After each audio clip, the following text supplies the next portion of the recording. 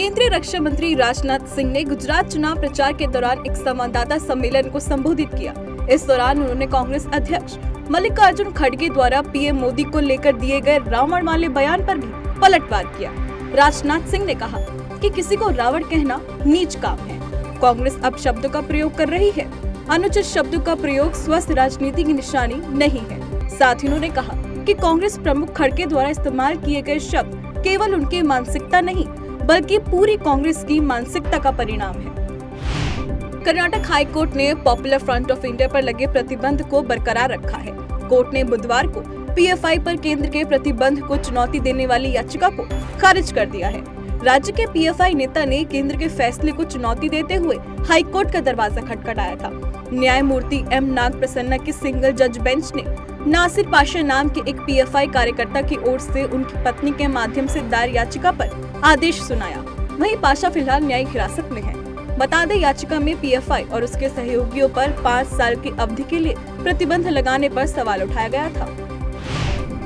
केंद्रीय गृह मंत्री अमित शाह ने आगामी गुजरात चुनाव को लेकर कांग्रेस और आम आदमी पार्टी यानी आप पर निशाना साधा है। उन्होंने कहा कि अरविंद केजरीवाल के नेतृत्व वाली पार्टी शायद अपना खाता भी नहीं खोल पाएगी। समाचार एजेंसी पीटीआई के साथ वार्ता में गुजरात चुनाव में आपकी दस्तक के सवाल पर शाह ने कहा कि हर पार्टी को चुनाव लड़ने का अधिकार है, लेकिन यह लोगों पर निर्भर करता है कि वे पार्टी को स्वीकार करते हैं या नहीं। शाह ने कहा कि गुजरात के लोगों के दिमाग में आप कहीं नहीं ठहरती। वहीं कांग्रेस से मिल रही चुनौती पर शाह ने कहा कि कांग्रेस अब भी मुख्य विपक्षी पार्टी है, लेकिन वह राष्ट्रीय स्तर पर संकट के दौर से गुजर रही है और इसका असर गुजरात में भी दिख रहा है। उन्होंने कहा कि चुनाव नतीजों का इंतजार कीजिए, शायद आप उम्मीदवारों का नाम जीतने वाले उम्मीदवारों की लिस्ट में आए ही ना। साथ ही उन्होंने कहा कि गुजरात में बीजेपी अभूतपूर्व जीत दर्ज करेगी। लोगों को हमारी पार्टी और हमारे प्रधानमंत्री नरेंद्र मोदी पर पूरा भरोसा है।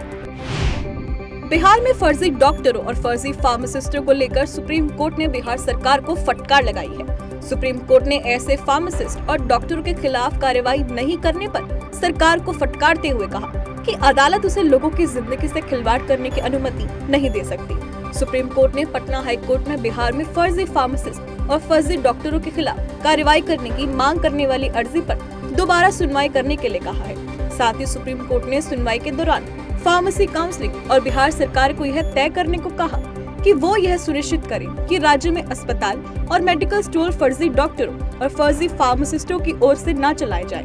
ये अस्पताल और मेडिकल स्टोर सिर्फ पंजीकृत फार्मासिस्ट की ओर से ही चलाए जाएं। मनी लॉन्ड्रिंग केस के एनसीपी के नेता और पूर्व मंत्री नवाब मलिक को कोर्ट से बड़ा झटका लगा है। एनसीपी नेता नवाब मलिक की जमानत याचिका पर पीएमएलए कोर्ट ने फैसला सुनाया है। मुंबई के विशेष अदालत ने माफिया सरगना दाऊद इब्राहिम की गतिविधियों से जुड़े धन शोधन मामले में मलिक को जमानत देने से इनकार कर दिया है। बता दें, इस मामले में मलिक को 13 फरवरी को गिरफ्तार किया गया था और इस समय वे न्यायिक हिरासत में जेल में बंद है। जम्मू में सीमा सुरक्षा बल यानी बीएसएफ के आईजी डीके बुरा ने बड़ी जानकारी देते हुए बताया कि पड़ोसी देश ने कई बार घुसपैठ के प्रयास किए, लेकिन हर बार उन्हें मुंह की खानी पड़ी है। भारत पाकिस्तान अंतर्राष्ट्रीय सीमा पर आतंकवादियों ने बीते 1 वर्ष में 7 बार घुसपैठ का प्रयास किया, परंतु हमारे सतर्क जवानों ने उसे हर बार नाकाम बना दिया। यही नहीं, ड्रोन या फिर घुसपैठ के दौरान भारी मात्रा में हथियार व मादक पदार्थ भी बरामद किए गए, जिनमें 4 AK-47, 4 पिस्तौल, 50 किलोग्राम मादक हेरोइन आदि शामिल है। हमारी कोशिश होती है कि सीमांत ग्रामीणों के साथ भी अच्छा सहयोग हो और सामंत ग्रामीण भी हमारी मदद करते हैं। बॉर्डर एरिया डेवलपमेंट के तहत हम काम करते हैं। जो किसान बॉर्डर पर खेती कर रहे हैं, उनको भी हम पूरा प्रोत्साहन दे रहे हैं। आतंक के पालन पोषण में लगे पाकिस्तान से एक और बड़े आत्मघाती हमले की जानकारी सामने आई है। क्वेटा के बालेली इलाके में पुलिस ट्रक पर हुए इस हमले में 3 लोगों की मौत हो गई है, वहीं 28 लोग घायल हैं। मृतकों में एक पुलिसकर्मी और एक छोटा बच्चा शामिल है। यह आत्मघाती हमला अफगानिस्तान और पाकिस्तान सीमा पर कबायली क्षेत्र में मौजूद खूंखार आतंकी संगठन तहरीक-ए-तालिबान पाकिस्तान यानी टीटीपी द्वारा पूरे पाकिस्तान में हमले के दिए गए आदेश के बाद हुआ है।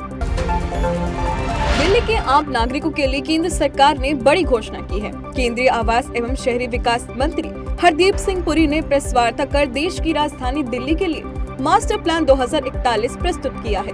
पुरी ने कहा कि मास्टर प्लान 2041 के तहत केंद्र सरकार पीएम उदय योजना द्वारा जल्द ही अवैध कॉलोनियों को नियमित करेगी और इसका लाभ राजधानी के 50 लाख नागरिकों को मिलेगा। इतना ही नहीं, विकास के मास्टर प्लान 2041 के तहत जहां झुग्गी है, वहां मकान योजना के तहत 10 लाख लाभार्थी गरीबों के लिए पक्के मकान दिए जाएंगे। केंद्रीय जांच ब्यूरो यानी सीबीआई की अलग अलग टीमों ने एक साथ जम्मू और सांबा में 13 अलग अलग स्थानों पर छापेमारी की है। जानकारी के अनुसार सीबीआई ने ये छापे वित्तीय लेखा सहायकों की भर्ती के लिए आयोजित लिखित परीक्षा के पेपर लीक मामले में मारे हैं। सीबीआई की ये टीमें पुलिस व अर्धसैनिक बलों के साथ इन स्थानों पर पहुंची। जिन लोगों के घरों व कार्यालयों में छापे मारे गए हैं, उनमें से एक JKAS अधिकारी का कार्यालय भी है। वहीं सीबीआई अधिकारी ने बताया कि फिलहाल रिकॉर्ड की जांच की जा रही है। दिल्ली सरकार की नई आबकारी नीति में घोटालों का मामला थमता नहीं दिख रहा है। प्रवर्तन निदेशालय यानी ईडी ने आज व्यवसायी अमित अरोड़ा को गिरफ्तार किया है।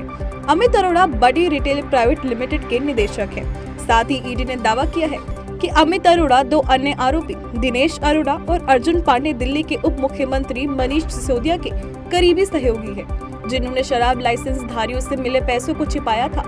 बता दें, ईडी ने इस मामले में पहले शराब कारोबारी समीर महेंद्रू, अरबिंदो फार्मा के चीफ शरद रेड्डी और विनय बाबू को गिरफ्तार किया था।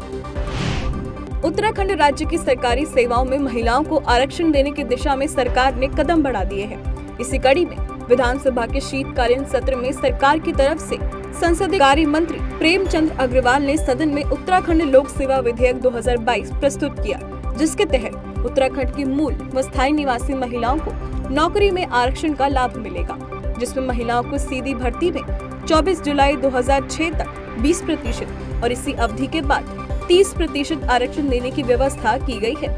ऐसा कर सरकार ने प्रदेश में राज्य गठन के बाद क्षैतिज आरक्षण के आधार पर हुई महिला कर्मियों की नियुक्तियों को सुरक्षित रखने की दिशा में कदम बढ़ाया है। विश्व की प्रगतिशील अर्थव्यवस्था भारत के आगामी भविष्य को लेकर निवेशकों में भरपूर उत्साह है। परिणाम यह है कि चालू वित्त वर्ष की सितंबर छमाही तक देश में 21 लाख करोड़ रुपए का निवेश हुआ है। ICI सिक्योरिटीज द्वारा जारी की गई रिपोर्ट के अनुसार केंद्र सरकार द्वारा 7 लाख करोड़ रुपए का निवेश किया गया है, तो वहीं राज्य द्वारा भी 5.2 लाख करोड़ रुपए का निवेश शामिल है। इतना ही नहीं, देश की आर्थिक प्रगति का आकलन करते हुए निजी क्षेत्र ने भी 7 लाख करोड़ रुपए विभिन्न आर्थिक क्रियाओं में लगाए हैं। बता दें कि वित्त वर्ष 2013 में भारत में कुल निवेश 8.9 लाख करोड़ रुपए था। भारत में चावल निर्यात से जुड़े उद्योगपतियों और व्यवसायियों के लिए बड़ी जानकारी सामने आई है। विदेशी व्यापार महानिदेशालय द्वारा लिए गए निर्णय के अनुसार गैर मिलावटी बासमती चावल, जिसमें टूटा चावल भी शामिल है, के निर्यात पर से प्रतिबंध हटा दिया गया है। बता दें कि चालू वित्त वर्ष में अप्रैल सितंबर के दौरान चावल का निर्यात 5.5 अरब डॉलर रहा था। वाणिज्य मंत्रालय के आंकड़ों के अनुसार 2021 से 22 में यह 9.7 अरब डॉलर था।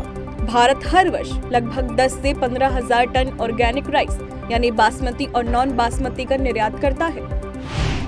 कल यानी 1 दिसंबर 2022 से भुगतान करने के तौर तरीकों में एक नई चीज जुड़ जाएगी। भारत का रिटेल डिजिटल रुपया लॉन्च होने वाला है। भारतीय रिजर्व बैंक ने इसे पायलट प्रोजेक्ट के रूप में लॉन्च करने की घोषणा कर दी है। बता दें कि खुदरा डिजिटल रुपए से ग्राहक आपस में लेन देन के साथ किसी भी दुकान से खरीदारी कर सकेंगे। शुरुआत में इसे 4 शहरों मुंबई, दिल्ली, बेंगलोर और भुवनेश्वर में लॉन्च किया जाएगा। वहीं बाद में इसे अन्य शहरों में लाया जाएगा। कतर में आयोजित फीफा विश्व कप 2022 में बीती रात खेले गए 2 रोमांचक मुकाबलों ने अलग मोड़ लिया।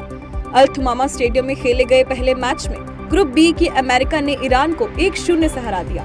वहीं अहमद बिन अली स्टेडियम में खेले गए दूसरे मैच में ग्रुप बी की वेल्स और इंग्लैंड में कांटे की टक्कर होते हुए वेल्स को 3-0 के बड़े अंतराल से हार का सामना करना पड़ा।